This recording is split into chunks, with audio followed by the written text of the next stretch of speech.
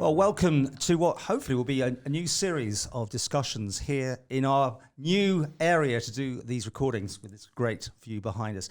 It's a very fluid programme, so thank you anyway for joining us on this, the pilot as such.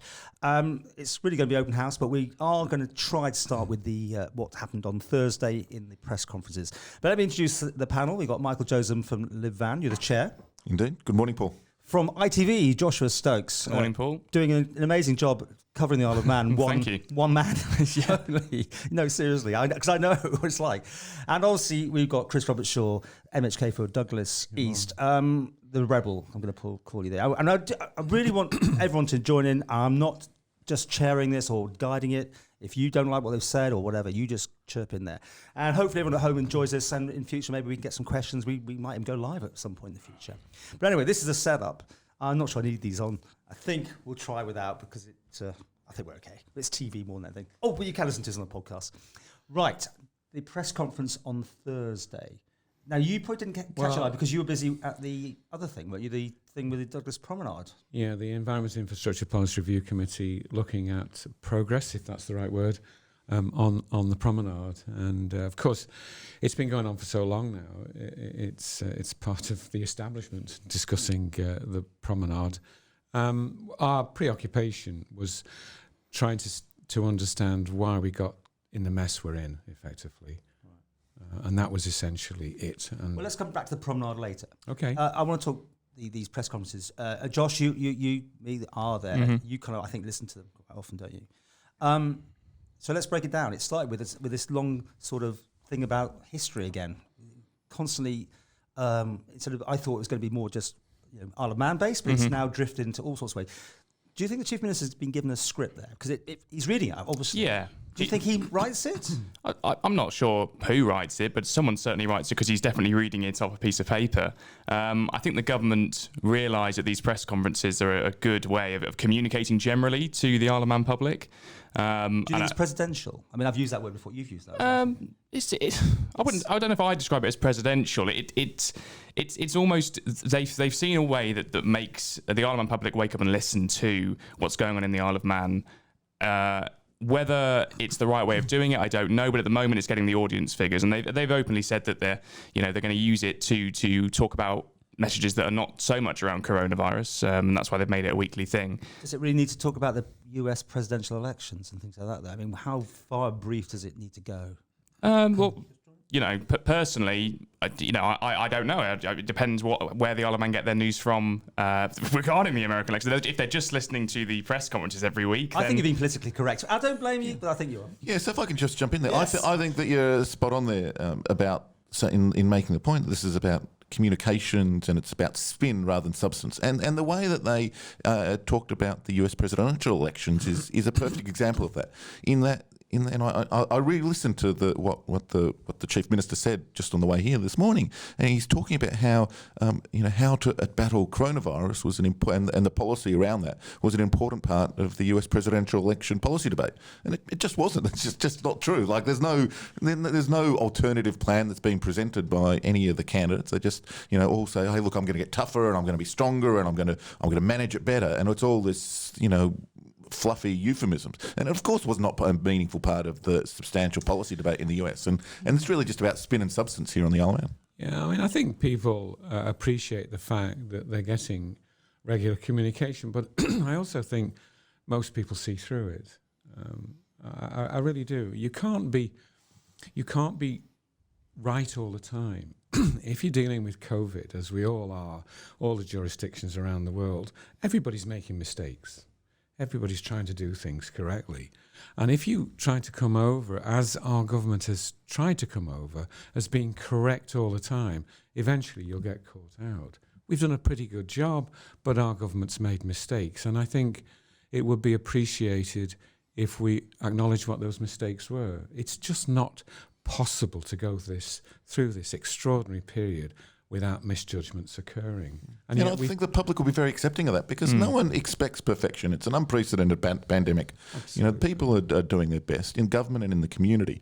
And it's, really quite bizarre to me to see this government not take the opportunity of making it more transparent and open in that the public do not expect the government to know everything. And so, for example, things like publishing the scientific advice they've received would be really simple and accessible things to do to earn the trust of the public and to say, hey, look, this is what we think as of, January the 1st, we think this. As of February the 1st, we think this. And, they change as science develops and grows. Why are we being treated so differently? I mean, Guernsey particularly seems to be the model that everyone's looking at. They inform the public. It's being led certainly by the clinicians here, isn't it?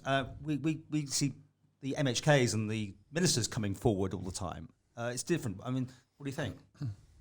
Well, I think we've tried too hard to make it a political issue rather than, as you say, led by not clinicians. In Guernsey, it's the science. It's the director of public health who's led. But I think when you do make a mistake in the way we're presenting, it does show up rather badly in the sense that when Dr. Rachel Glover said, "Well, hey, hang on, guys, that's not correct," it caused a disruption in the system and some degree of embarrassment. So, as you say, it's best to admit that we're trying to do our very best, and I think government is, and that mistakes will be made. I think, Josh, it was your thing. We were having a chat the other day. I hope I don't blow your questions next week, but I think I'm probably going to here. I mean, the fact is, he should have said, surely, there's something I can now do for at least a month because the UK's in lockdown. Yeah, that was my other question this week, was the UK's obviously announced a national lockdown, and realistically, I was expecting the government to come out and say, well, we are going to stay in stage 4 until December, because the UK's in national lockdown. But again, it's that week by week thing of we're reviewing the situation and we're staying where we are. And it's that comfortable place of, staying where we are. And we've spoken about it before, about it can only go backwards from here. We're at the safest point. The next decision is going to be controversial in some ways. We're in a safe place. It does. It was simple at the beginning, wasn't it? It was yes. black and white. Let's shut the borders. Let's make ourselves safe. Good decisions, obviously.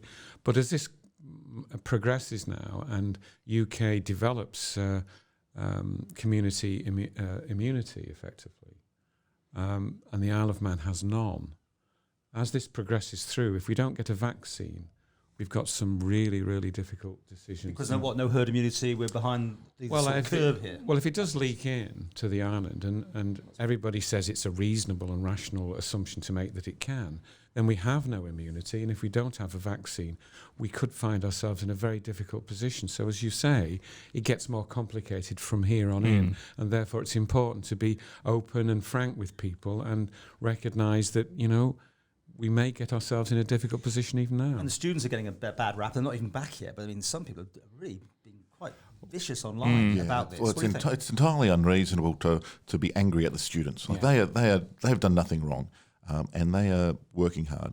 And so, like on the issue of students, I thought it was very surprising. To hear Dr. Allinson announce a slight relaxation of the restrictions there and allowing a group of students, and he said that he would. He knows of several groups of young people who have hired flats and cottages to return together and to self-isolate. And I thought that was very surprising because it does raise the spectre that one of the, you could imagine a situation where of the 4 students who might hire a cottage together, one could come back with the disease. A week in, someone else gets the disease. 13 days in, 2 others, which could allow it to break out of the quarantine. Well, we've got to be very caring about our students. I mean, they've had a rough time over the exams. Yeah. They've had a rough time trying to get into university now where they've got places. They're now claustrophobically kept, as it were, in their university bounds. And we've seen some pretty awful news coverage recently about that. Their circumstances with regard to getting jobs in the future is limited.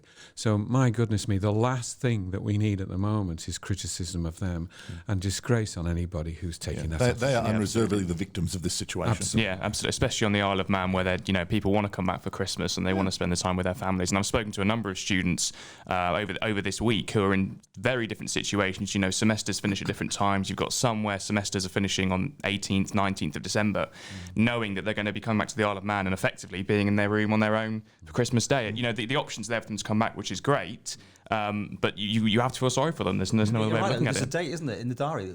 If it's 2 weeks to Christmas, you're going to spend Christmas Day. A lot of people are. I've spoken to a lot of people that will be spending Christmas Day here in a room on their own, and some of them are just not coming back. They're not going to see their family because they're thinking, I'd rather spend time here with a couple of friends at university than coming back to the Isle of Man and basically sitting in my room on my own. What would you do then?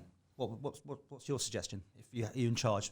Sure. So I think it is the right of every person of the Isle of Man, so every Manx person, every person of man, to return home to the island. This is our home. I think that is integral to if the Isle of Man is a nation, then it has to allow and provide a safe and secure path for its people to come home. I think we need to be more ready than we seem to be at the moment to adopt a new approach and be ready for it, in the sense that if it does get in, we can't just go back to complete lockdown. I mean, that's an absolute no-no for me. There's a path. They've said if there's X amount of cases, we do. I mean, yes, but that current level is, I believe, 20 transmissions within the community, and that's frankly nonsense. Even the Chief Minister has said, when referring to another jurisdiction, that we had 7-day testing when the levels of transmission were low, and he referred in Tynwald to 80 in 100,000.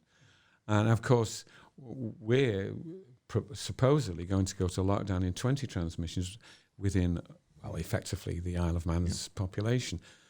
We absolutely can't do that. We've got to be ready to try to keep everything going, and looking at our residential care homes, our elderly and the vulnerable, and finding ways of being ready to protect them, but to keep everything else going. Exactly right. And so the documentation that is, you can go down to the sea terminal yesterday, as I did, and there's signage and documentation available there that does continue to threaten this lockdown very easily, rather than taking advantage of the latest advances in science, such as wearing a mask. These things that are so much less drastic, cause so much less harm, and offer an opportunity to save Manx lives, an opportunity to save Manx jobs. Yeah. Would you have testing at the airports? I mean, I know Guernsey, when I was there, they were putting all these desks in. They were being proactive, as I keep trying to say when I have the chance to talk to a minister. We don't seem to have anything, even that plan in action, and we get told constantly these tests are not reliable. Yeah, so the health minister has referred to this figure of 7%,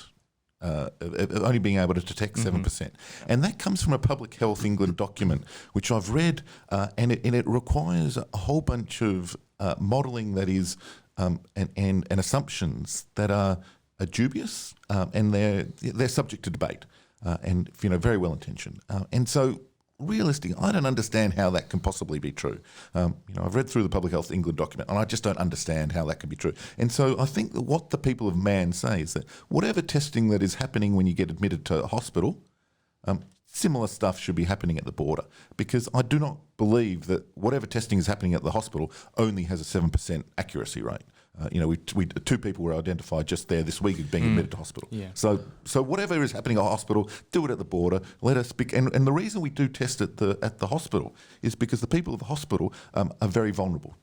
As the issue that I think you just picked up a few minutes ago was that the people of the Isle of Man is increasingly vulnerable because we have had so few people in this community had the disease relative to other communities that it has a risk of tearing through. So I think what the people of the Isle of Man, the business of the Isle of Man, as the Chamber of Commerce said this week, they want whatever is happening at the hospitals, testing on entry, do the similar sort of thing here at the borders. And what we have to remember is, of course, the message from the government to begin with was test, and I think it still is in some ways. It's all about testing in, whatever capacity that may be. And testing at the borders has been something that has been highly contentious through the whole process, but it is something that a lot of other places are starting to move towards. So it's maybe worth another look. Yeah. I draw your attention to something you haven't seen, which is Dr. Rachel Glover's presentation to members, which was quite honestly absolutely first class. Why can't that be seen by everybody? That's an aside, but over to you.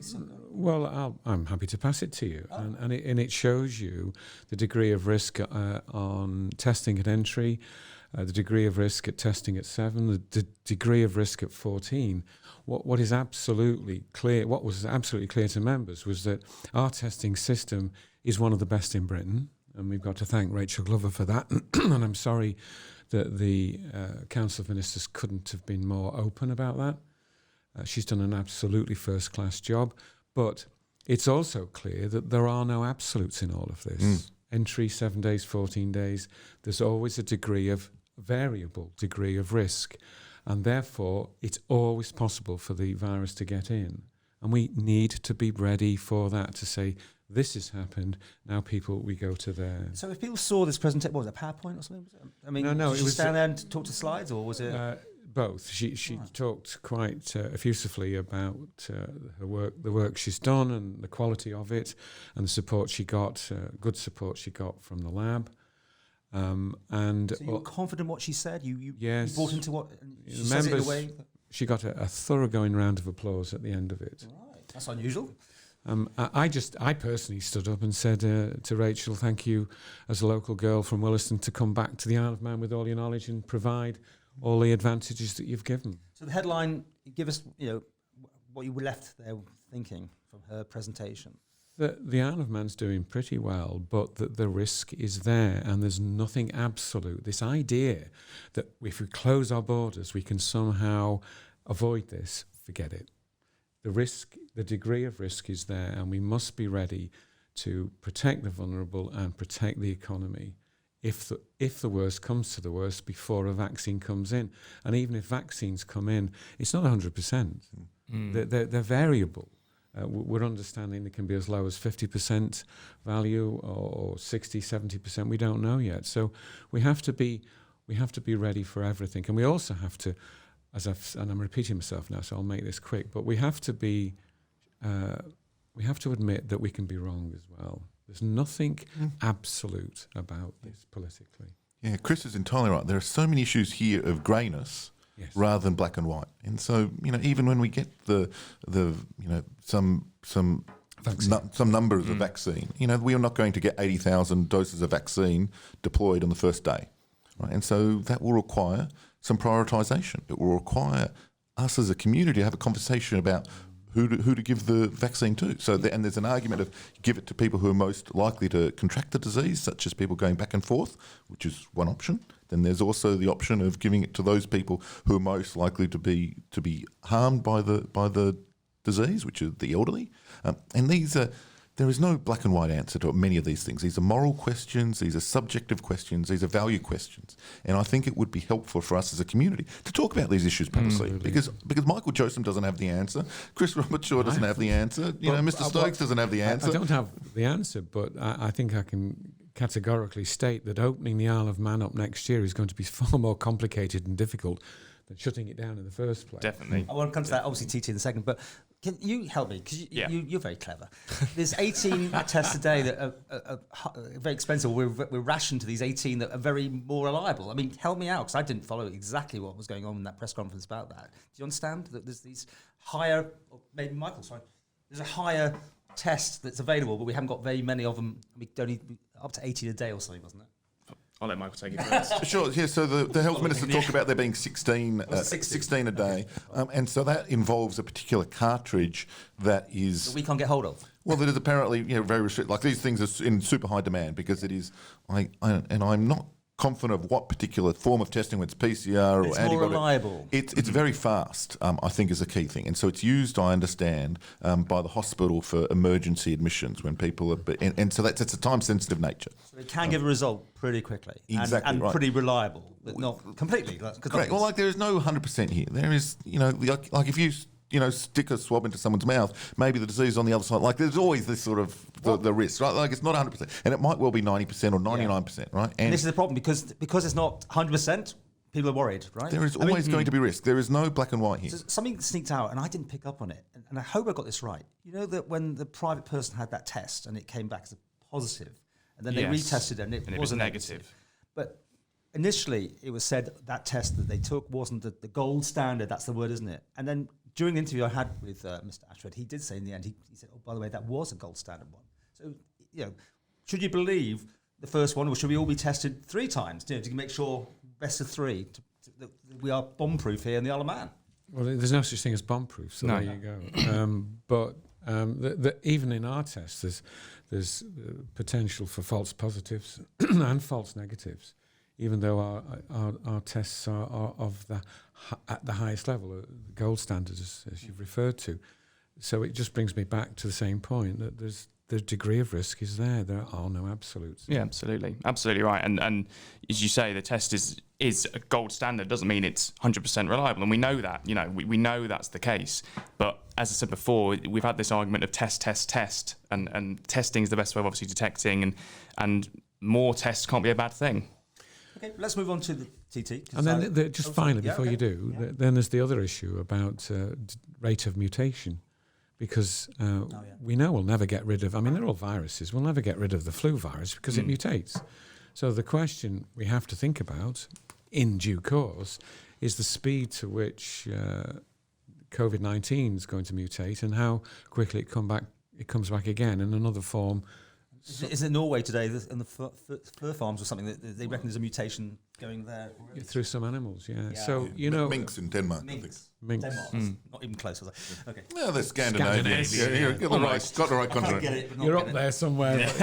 You know, you might not have been right about Norway or Denmark, but you're spot on with the biscuits here this morning, Paul. No expense The spared. budget has gone through the roof here. Can we talk TT? I mean, how many times do we bring this up? We get accused of going through questions over questions.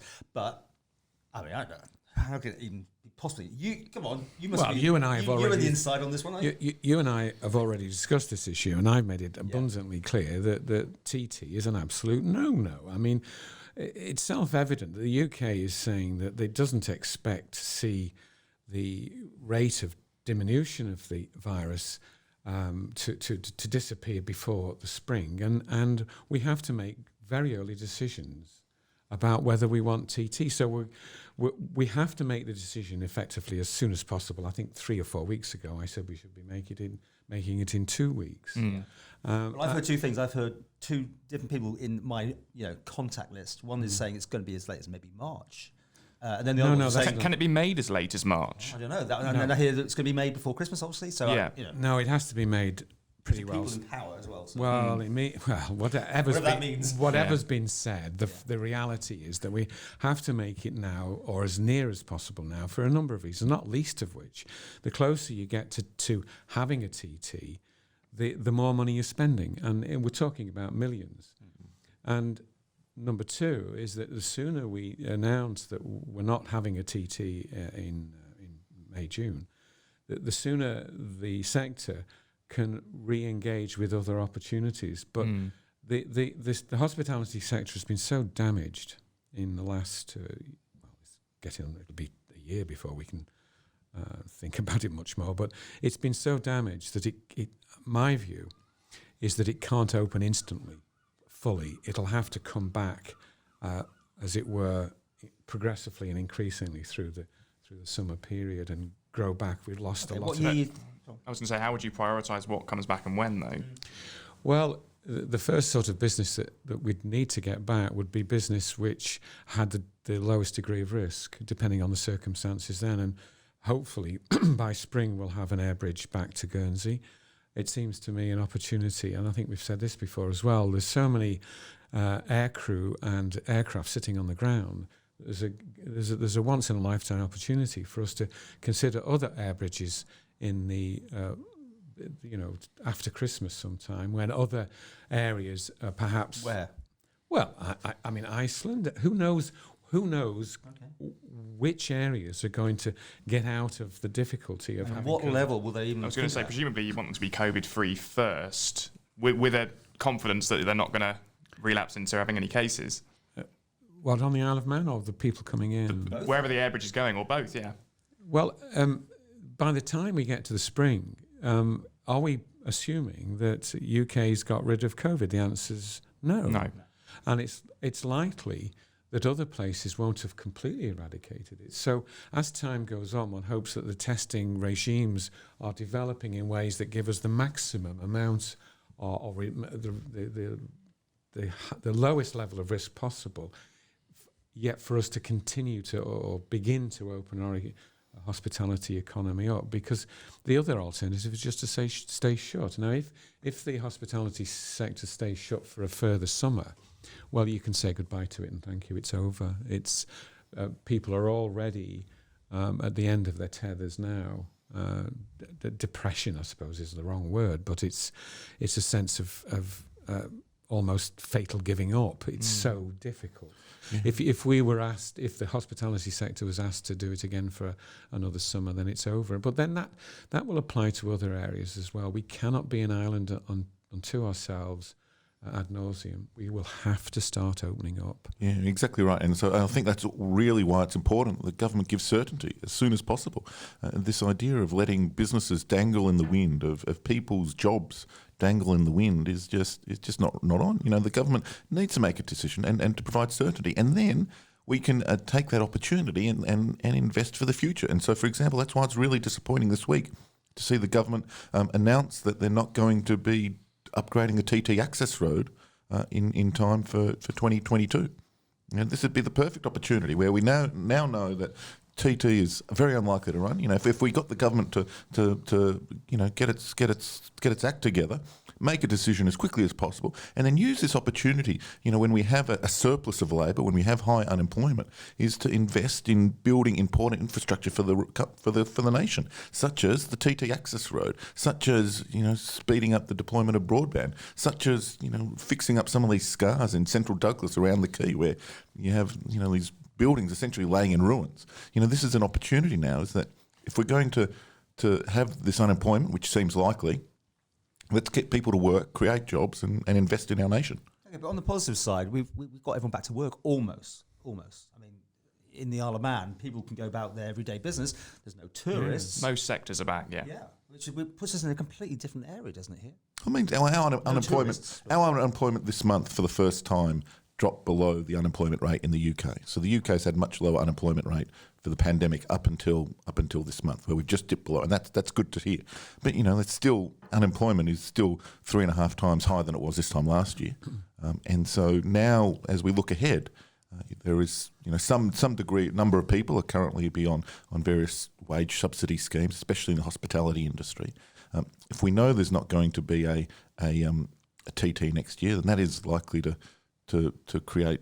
You know, I've not met anyone that thinks it is happening. I mean, that's for sure. But sure. Well, then I say the frustration is not getting an answer. Yeah, exactly. Yeah, just bring the certainty. You know, we understand the difficult situation. Why can't they? You've been in the inner circle. What's going on? Why can't they make that decision, or at least make it public? Because I think maybe the decision has been made. I think there's to be fair.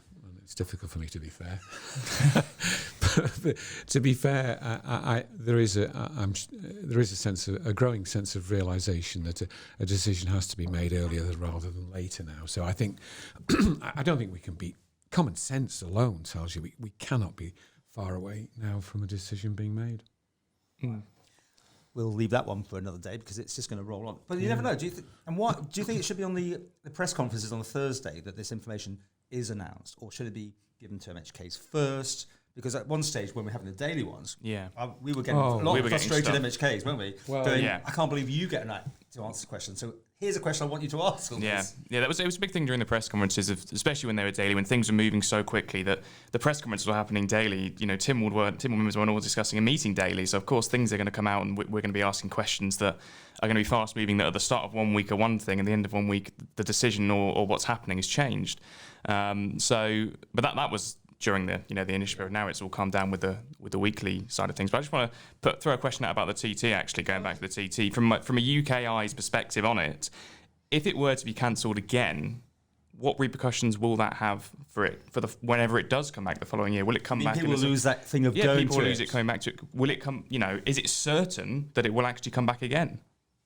Well, I can't answer that question, can I? But it is right that it's cancelled. But and I think that TT and other events and the whole hospitality sector won't be fully geared up in the current year. I think it will be learning to get back to itself. But I think if the decision is made early and we do cancel it, then it is an opportunity to relaunch it in 22, along with the hospitality sector as a whole, in a pretty significant way. If we get a vaccine by 2022. Or a vaccine that works sufficiently well. I mean, you know, there's if, buts and maybes there. But of course, you know, by then the new passenger terminal at Pierhead will be finished. We'll be getting close to the new boat. Dare I say that the promenade may be finished by 2022? We do that. Let's do it. Come on. Let's do promenade. Let's move it on. Okay. Well, you went to they had a Environment and Infrastructure Policy Review Committee on Thursday, opposite the press conference, I think. So probably we haven't been in 2 months. What happened? Well, we've. I wouldn't say the word is we've sort of given up on trying to work out what's happening now, because it's been such a train crash. I mean, it's just an extraordinary experience.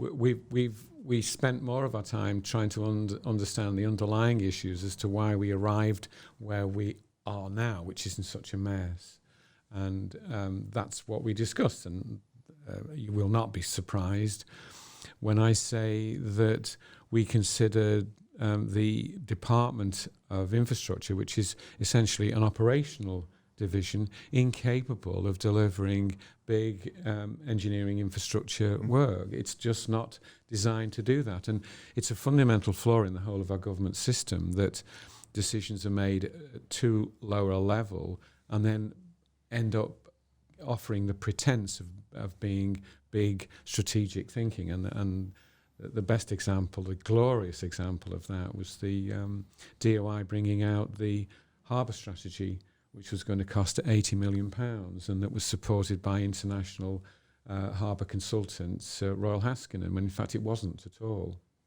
Not at all. When our committee interrogated the lead director of Royal Haskinen, and remember, in Tynwald, DOI came to the floor of Tynwald and said, this is our strategy. We have consulted with our Royal Haskinen consultants, highly regarded consultancy company, and project managers as well. That's Tynwald voted it through. Afterwards, we said, but hang on a second, to Royal Haskinen, did you design this scheme? And they said, no. So I asked the question of the director of Royal Haskinen, if you'd had your head and you'd been given the opportunity to design what was right for the future for our harbours, would you have done this? And he said no. And yet, this is extraordinary, and yet £80 million was earmarked for it. Where it's gone, it's disappeared into a dusty box or a corner somewhere. You must be asking questions about this. That's what your job is, right? You must Well, interrogate and also go back to Tynwald. No, quite often, policy review committees, which have developed very significantly, as you know, in the last number of years, lose votes and lose recommendations on the floor of Tynwald. But ultimately, government can often be so embarrassed that it can win the vote because of the way the Council of Ministers system works and the delegated members, etc. But realised that they've dropped one, and therefore they will not go ahead with the proposals that was passed by Tynwald. The harbour strategy will not happen because it was a glorious embarrassment, and yet it got through Tynwald. Exactly, the harbour strategy was the deep berth and that's what we No, talked about it here, wasn't. No, it was extending the Victoria Pier for cruise ships. Yeah, that's that's a different thing. And the idea was that it would go ahead. We showed categorically that it was a ridiculous idea. It will not go ahead. Of course it won't. It's nonsense. And yet Tynwald voted in principle, at least, for the £80 million to be spent. Where did it come from? Just think of where did that strategy actually come from? It came from the harbour master. It came from an operational officer and migrated up, and was found to. Do you know that, or was that just an allegedly in there? I'm telling you a fact. Oh, okay. Anybody can challenge me if they wish. I'm perfectly happy. I was absolutely flabbergasted when I heard Chris's stories about this at the Positive Action Group just a couple of weeks ago, where with the first time I heard of this story from Chris, and it really just shows a fundamental lack of accountability, and the fundamental problem here is that people who have bad ideas are not, I don't know what the word is here, punished or held accountable, but also people who do good things are not rewarded. And so that is, I think, the fundamental strategic thing is that the people making decisions here have no skin in the game. And that differentiates between real experts and fake experts. And so a real expert is someone, for example, who's like a pilot of a plane. If the pilot stuffs up the landing of the plane and crashes the plane into the ground, she has very extensive skin in the game because she'll die in the crash, right? I love how you just made a she, by the way. That's she. Yeah, well, why not? And so the male crashes it. Well, in my hypothetical example, it's a woman, right? And so if she crashes the plane or he crashes the plane, whoever crashes the plane, okay. Don't forget. Then it's they have skin in the game. Whereas what happens here is that whoever came up with this harebrand scheme to spend 80 million quid, oh well, no one's held accountable. Lessons were learned, but they weren't really. It's back to the first principles, and the first principles that were articulated by the Single Legal Entity Committee, of which I was part, explained very clearly the need to separate operational delivery, which is important, from strategic delivery. And we produced our report a couple of years back now, and Guernsey and Jersey both recognised it. One went to become a single legal entity, and the other one, Guernsey, then said, we're going to separate our strategy off from our operations, and we haven't done it yet. And that's why we keep tripping over ourselves on the promenade, on Lord Street. Okay, so bring it back onto the prom. I was going to say, where do you place the blame then? Who should be held responsible for the promenade? So in our constitutional democratic system, it should be the politician, the minister. Politician, well, because... It's been a number of ministers, though. Sure, well, then sacked a lot of them. No. No. The problem is that the system is designed to enhance the egos of lead politicians as ministers. No, of course it is. It absolutely is. We as politicians are lay people who have been granted trust by the electorate for 5 years. We are not specialists. We are not sophisticated professionals. We are people representing the public. And we bring a common sense to the process. We should do.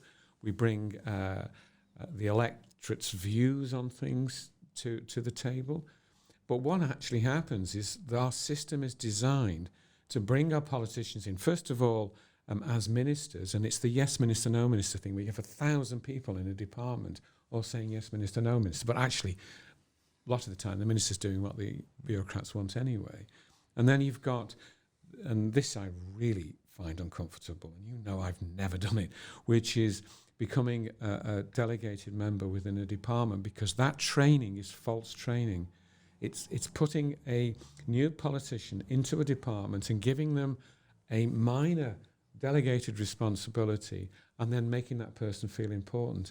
And instead of focusing right across the piece as a politician and looking at everything in a broad sense, they start to think of themselves as well-informed specialists, and that then transmits up to the ministerial role, and that's where it all goes wrong. And remember, you get about £13,000 more for delegated responsibilities, and significantly more again as a minister. So it's all designed to buy, and it's an unfair phrase, but to buy the dynamic that exists within a political will to try to do the right thing, and it goes wrong from there. We need to restructure that. For example, back to the promenade or Lord Street or Harbour strategy, and there's loads and loads more. Council of Ministers as a whole has to sign up for responsibility for big decisions. What actually happens, and don't forget, I was in the Council of Ministers and I saw it happening. You sat around the table and something started to go wrong in a department and everybody else reverses out thinking, oh, goodness me, we don't want part of this. While a criticism is being addressed to that minister over that issue, at least the media are not looking at me. You have to have a Council of Ministers that buys into all of skin in the game, as you've said. They all have to have skin in the game on the big decisions. And therefore, they have to know that those decisions came from the right source. And the way to do it is you have the strategic structure sitting at a very high level and bringing in the right people at the right time, be they local people with competencies that are currently and often ignored, or specialists from across, integrated with our thinking here, locked into the operational side, and then you produce a decision which is then taken to Tynwald, that Tynwald can have confidence in. Quite frankly, we've reached the end of the road, as far as I'm concerned, in this maladministration of big decisions going wrong. And it's got to change. And I'm in my dying year of politics now, and my overriding, my abiding wish is that the new House, having learnt all it has in this House, that it doesn't make the same mistakes again that this current and previous administrations have made. Yeah, I think Chris is spot on there. And as we look, just in the Department of Infrastructure, there is obviously the promenade, which, let us remember that the first plans to redo the promenade were published by this government before David Cameron announced the date for the Brexit referendum. Like this is how long it's been going on for. It's long, it took 11 months to get from Normandy to Berlin. It shouldn't take 2.5 or 3 years to get from Summerland to the sea. It's 5 because it goes back to the last administration anyway, doesn't it? Because they spent millions just on various. And then you've got the water slide. Water slides are just these devices are not that complicated. It is not a 2 or 3 year project. I'll give you an example. There's a TT access road. There's the bridge over the TT track at the grandstand, and now this week also the week before last, the government said that they're not going to be removing the silt out of the Peel Harbour, right? And I can accept that decision being flip-flopped back and forth by this government, which seems to keep flipping and flopping. But on the other hand, this week they were asked in Tynwald for the scientific expert advice to confirm that it would be safe, and they refused to release it. And I think that there is just a secrecy, a bunker mentality, where, look, we don't expect you to hit every ball for 6, but you shouldn't be clean bowled on every ball. Like, it shouldn't, there's just these 5-6 things where no one's held accountable, lessons learned. Oh, well, it's only taxpayer money, right? I'll give you a little example about the famous slide at the NSC. Our policy. You were a child when the project started, right? Oh gosh, I wish that were true. But the flume, whatever the hell the thing's called. But the Environment and Infrastructure Policy Review Committee went down as part of its studies what went wrong. So we went into the NSC, the swimming area, and there was a group of fairly nervous officers to meet us, and I said, so. Who's the project manager? And there was, well, I do this, and he does that, and she does this, and whatever. And I thought, oh, this is a good start. So then I said, well, who's in charge of the snag list? Well, the reply came, there's various snag lists. And I thought, this is it. And I could have turned around and walked out then. Are they all doing that to each other? Absolutely. Absolutely. And this is another one of the areas where the complexity and interrelationship of departments not working properly together exemplifies faults occurring. I mean, you should have had one project manager, one person with the skin in the game that had to deliver, one snag list, and they should have known exactly where they were. But because nobody actually owned it, it's ended up being owned by nobody, and you get this hugely embarrassing situation where we can't even install a flume in a reasonable period. I mean, these devices are just not that complicated. I cannot believe that this is It's all in litigation now, so we're all being shut down. Oh, you can't talk about it because it's going through the courts or something, isn't it? Yeah. Short term, what's the solution? Short term. For the flume or generally? Generally, including the flume. Restructure government along the lines that the single legal entity committee, which is now called One Public Service, described in principle, and working it up from there. We can't go on with this concept, and I keep saying it, we can't go on with the idea that the truth that there isn't anything, there is no such thing as the Isle of Man government. It does not exist. I do want people to understand that it does not exist. You keep banging on about this. And I keep banging on about it because you've got 8 independent legal entities where the minister is the department. And that's ludicrous in this day and age. The other Crown dependencies get it, and they've moved on. We failed to recognise that which is in front of us. You keep the departments, you make them operational, you separate, you have one legal entity, you separate your strategy off from your operations, and you integrate them all along the lines I've discussed. Why can't I do this? I mean, you make it sound so simple. Why? Because go back to my earlier point about the whole structure is designed to stroke the egos of people coming into politics, and it's got to stop. We make mistakes. We're human. So do the departments. So let's get past that thing about... I mean, when I first went into social care, I said to the team in there, and they'll remember this, and if anybody's listening, they might even start laughing, but I said, don't ever produce a press release from me, which says I'm delighted, because I'm delighted about nothing. And from that day on, my department never, ever... And you look at press releases now, the minister is delighted. I mean... what is it that we've got this gaggle of ministers in the centre of government, all highly delighted? They're not about writing this? there. As you say, it's written in this massive department of No, communications that they've got now. No, I started writing my own because I wanted to say it as it was. It didn't make me popular, but I said it as it was. But I hope a significant number of the current members do get back in, because you remember this because you did the 1 year and 2 year, and in the first 2 years you were saying to me, how do you rate it? And I think I was given 3 or 4 marks out of 10 or something. It was because nothing really happened, because 12 new members came in with good intentions, and they wanted to do the right thing, as most people who go into politics do, including the ministers. So let's be human about this. But for the first 2 years, there was an innocence, a naivety about how the system really works. And as time has progressed, the members who were first elected last election, 2016, they have begun to thoroughly understand, actually, this isn't working the way it needs to work. And as I say, my abiding hope is when they come in next time with a chief minister who wants change, that will actually start getting it, and the 3 Crown dependencies will start continue to move towards better government. I mean, how old is the ministerial system now? It was introduced under Miles Walker, wasn't it? 30 odd years ago or something.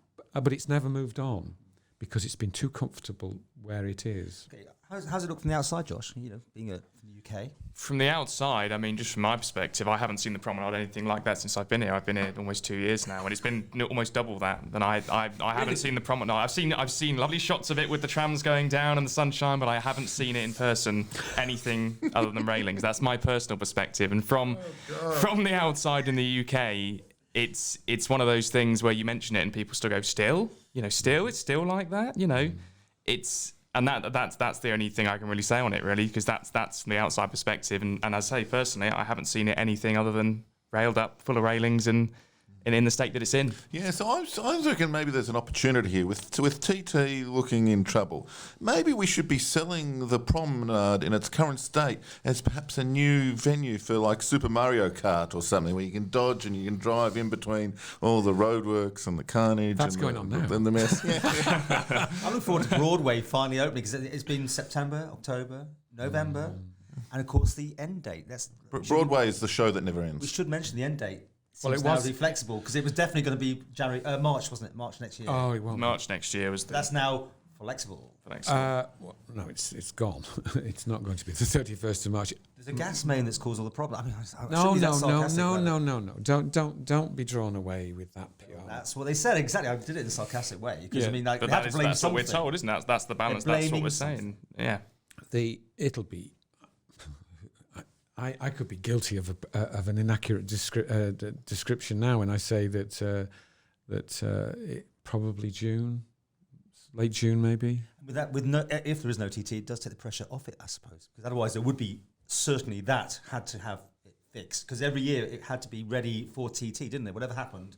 Well, it's they had to have adapted in a some sense way that it's usable. Yeah, so I just don't like that attitude. Like, the infrastructure of the Isle of Man should be first and foremost for the residents of the Isle of Man. Look, it's nice that tourists and people from England and across and elsewhere enjoy Australia. the Isle of Man, and wherever they come from. But like first and foremost, the infrastructure of the Isle of Man should be here for the people of the Isle of Man. Let's have a disagreement for fun here.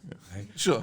Yeah, because I don't agree with that. I vehemently argue that the hospitality sector is an expression of the pride that the Isle of Man has in itself. And what we provide for our visitors, we provide for ourselves. And you've been using the example here that actually we should always try to see ourselves as others see us. And the hospitality sector does that. So there is no conflict between local interest and hospitality. Yeah, I think it's right there in that it's and I guess the point I'm trying to make there is that I was just trying to create an no, argument. of course. I think driving up and down Broadway is something that is important 52 weeks of the year, not just 2 or 4. And for those poor businesses, the great home run pizza, what a mess it is getting in and out, for them delivering, and it just causes disruption. My friends who have other little small businesses, these are family. I don't know if heirlooms is the right word, but they are family institutions, and they're being sent to the wall. And it's not just, there is coming here to your lovely establishment overlooking the promenade roadworks here. But, there's a little bit of a disruption, for me it takes an extra 5 or 10 minutes. But that is relatively trivial to the livelihoods of people who are put, in trouble. It's been a complete and utter agony and remains. Yeah, and so they are paying the cost. And the people who are paying the cost of this mess are the people whose businesses are at risk, the people whose jobs are at risk. When really, the people whose jobs should be at risk are the people who are making the mistakes. Well, initially, when Mr. Harmer was in charge, you were very outspoken. You said he wasn't up to... what was the wording? Do you remember the wording? I was angry with Ray, very angry, because it was never in the frame that it could have been done in the time scale that it was. And I said so, and I was angry with him at the time and said, and I think I called for his resignation, didn't I? For that particular reason. He never, ever should have said that. As I've said to you before, that was nonsense. It was obvious that it wasn't going to be done in that time. So let's talk about the competence now of Mr. Baker. Well, Tim's picking up a pretty sorry issue, and I don't think there's any point in picking on him. I mean, the damage has already been done in the structure of the organisation, all the things we've discussed earlier, which we won't go back to. And so Tim's left carrying the can, and we'll support him as best we can and be critical where it's appropriate. This idea that somehow a minister comes in and changes everything, forget it. It's not the issue at all.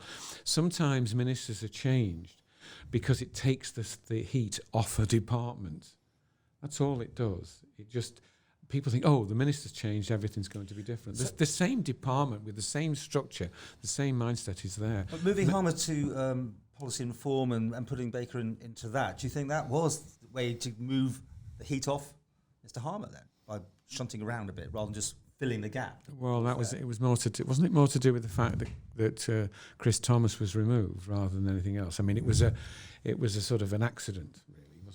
Yeah, they had 6 reshuffles over this year in the midst of pandemic. Well, there was the appointment. People leaving, people quitting, people. I think there's a lot of discontent. It seems from the outside with Tynwald. But what it was really is when the new minister came there, Mr. Baker came in. It was really a missed opportunity in that he really had an opportunity to say, "Hey, I am here. I am the public's representative to the department." But instead, he's he's presenting himself as the department's representative to the public. And so, that's fundamentally the mistake, in that we have a democratic constitutional settlement. That is, we put these politicians in power for a period of time, and they're supposed to be our representatives, not our rulers. And so, even on things like Mr. Corkle's trying to get a mobility scooter on a bus, and here we have the minister trying to... Corkish, I know that's... Corkish, not Corkle, sorry. You're absolutely right there. And can I just remind you of the situation that developed around education, where a number of us members outside the department were saying, guys, this is really a serious and damaging situation this department's in. The outsiders, the backbenchers, but the members who were in the Department of Education were almost angrily and effusively defending the department. And somehow we were at fault for offering the criticism. It makes you think the ones in the department should have known that it was a serious problem, but they couldn't see it. Why? Exactly your point, that they've been taken on as an extension of the management instead of being the independent mind that was taking a constructive but critical assessment of the situation. And there were some exchanges in Tynwald which indicated to me that the members who at that time were in the department, the departmental members, didn't recognise that there was a fundamental problem. They felt, coming back to your point, they felt their job was to defend the department. It wasn't. It was to be the people's representative in there.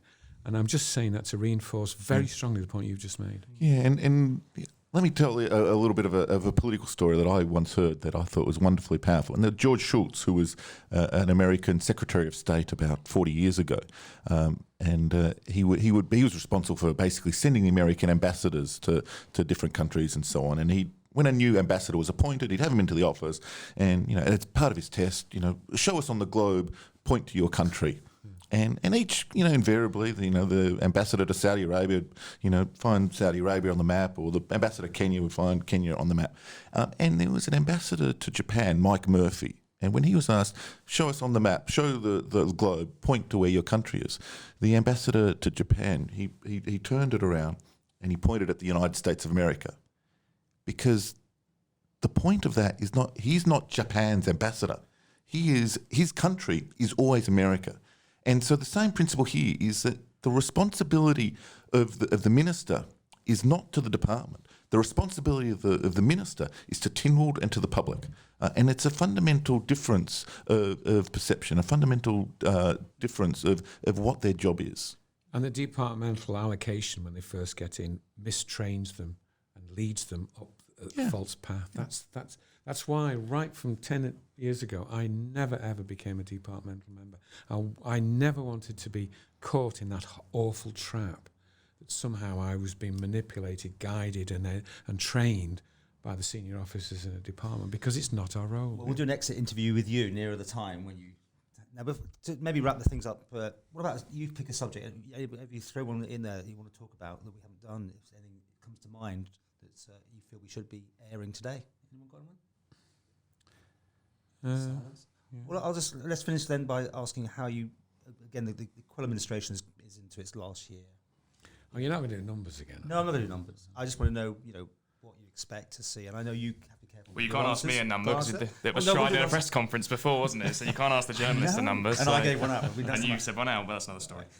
What do you think then this last year? Just so hopes, wishes, dreams. Yeah. So I think the first thing is we need to have a mature conversation and mature discussion about the forthcoming coronavirus challenges, and so that is things like how we distribute vaccines. I think it'd be, it's obviously this is not going to happen, but Michael, Josem, is you have a public conversation and you have a discussion. Person A says A, person B says B, and you have a public discussion, rather than what we've seen over the last 6 months, where we have these press conferences, and it's sort of like, Moses returns from speaking to God Almighty, and he returns from the mountain with the commandments chiseled in stone. And I have a different view, and it'll be wonderful to see Tynwald reassert its power. And there is a group of people, the Norse, just over 1,000 years ago, who came to this community, and they created this idea of having a public forum where leaders of the community could discuss and debate ideas publicly and openly, and they wouldn't always agree, rather than just this idea of Moses returning with these are commandments chiseled in stone. Do you think it's presidential the way these press conferences are handled now? Then, yeah, absolutely, and it's all the networks tune into this one thing. Yeah, it's a fundamentally different perception of what the right and the proper Manx constitutional settlement is, and I think that that Tynwald should be the most powerful institution on the body in the government, I think that there was Iliam Dome 400 years ago, joined and led the Manx people to join the parliamentary side in the English Civil War. This is an idea that we've been fighting over 400 and something years now, right? And the Manx joined the parliamentary side because of a view that the Parliament should be sovereign. The Parliament, the Tynwald, should be in charge. And I think that idea needs to be rebuilt. Because the Manx patriots like Iliam Dome and others have fought over these ideas for 400 years, and this is a pretty basic idea in mind. Josh, I mean, from the outside point of view, here today and probably gone tomorrow at some point because ITV is calling him up. No, I'm being very polite because he's on the fast track to going other places out here, but who knows? But seriously, what do you think?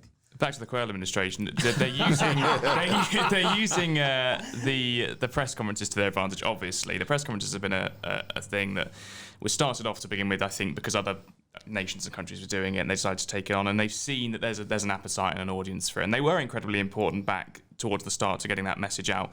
And from a journalist's point of view, with the press conferences, we're there to convey the government message when it's needed, but also challenge it when it's there as well.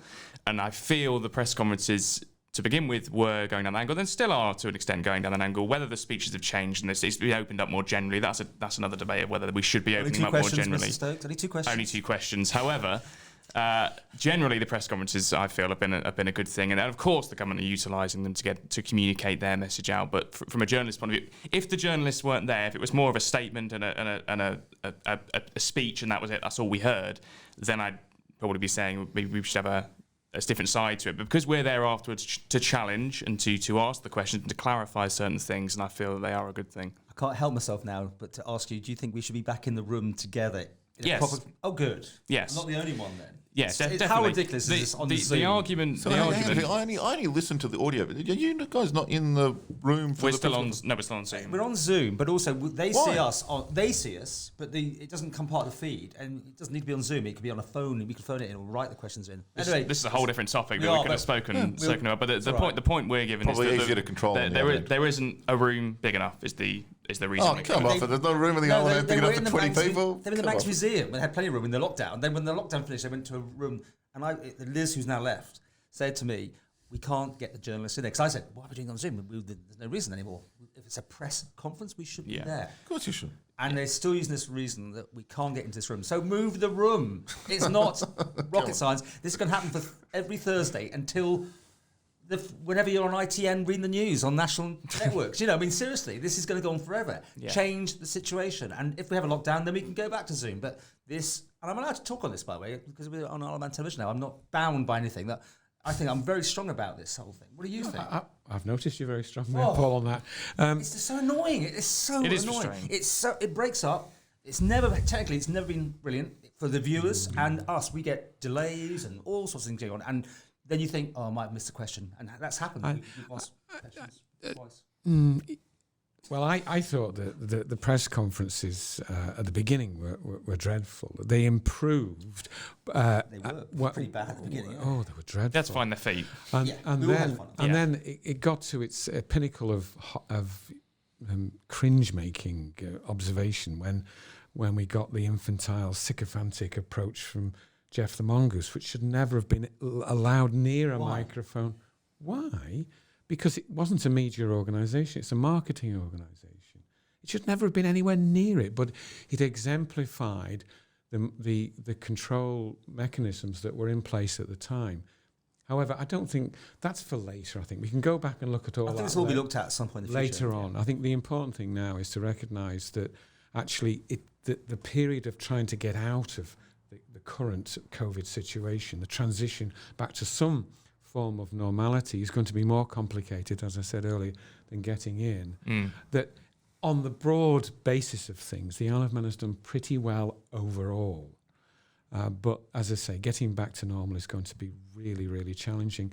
And there is a big debate to be had about how government works and how its PR system works and how politicians really reflect the views of the people who put their trust in them in the first place. Right, and now I have just one final thing, and here we are, we're recording this on Saturday the 7th of November. Tomorrow is Remembrance Sunday, the 8th of November. I see everyone's wearing their various poppies and so on, so I think it's firstly mindful. We should give our thanks to those people who have served and made debates like this sort of open democratic debate. About, exactly right. Yeah, it's not just about voting. Democracy is about the debate, the discussion, and so on. And also a footnote: if you at home are listening to this before Sunday the 8th of November, be aware the promenade is closed for an hour and a half for the Remembrance service. Plus, also Millennium Bridge is closed all day tomorrow. So don't drive drive anywhere near the promenade. That's got to be the closing. It has. Yeah. We'll leave that. I mean, I love how we started on the press conference. We almost ended on that as well. To everyone watching, thank you very much. I hope it was interesting. We'll find out. Yeah. The numbers will be interesting. Not straight away. It'll be one of those things I hope people like to sit down and watch. And hopefully we'll be back again. We'll probably learn a few lessons, like the tea's gone cold. The biscuits weren't that interesting. I don't know what's going on with them. But if anyone's got any ideas or people want to come on this, we'd love to do it maybe every week. I don't know. Depends on the rain and the conditions outside. We've done very well. Looks quite nice. And my thanks, obviously, to you, Josem. I call you that because that's what I'm called. I am Josem, realistic, yeah. Josem. And to you, Mr. Stokes. Thank you, Paul. Nice to see you. And he really is going places. So watch. How many times? Go on, embarrass the man. Why don't you? Go on, wind him up. I know, it's lovely. And thank you. And you didn't use any rude expressions or the silo word. We always expect you to say silos. Yeah. I didn't use the word old fart this time, did I? Didn't say that either. See, that's normal. Brilliant. Me. Anyway, thank you very much, and I hope everyone enjoyed